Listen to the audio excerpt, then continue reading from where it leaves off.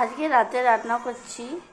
এই যে এখানে ভেটকি মাছটা আগে থেকে ভেজে নিয়েছি আমি, আর এখানে আলুটা সিদ্ধ করে নিয়েছি, আর এখানে নিয়েছি পেঁয়াজ, জিরা, টমেটো আর হচ্ছে বড়ি। আজকে ভেটকি মাছের আলু দিয়ে পাতলা একটা বড়ি ঝোল হবে। আর এখানে কড়াইতে তেল গরম করতে দিয়ে দিয়েছি। এবার মশলাগুলো দিয়ে দেবো।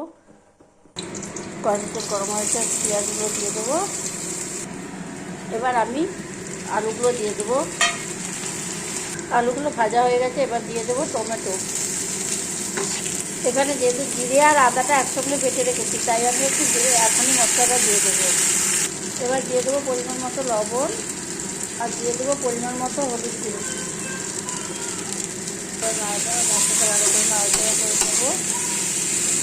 এবার দিয়ে দেবো পরিমাণ মতো জল।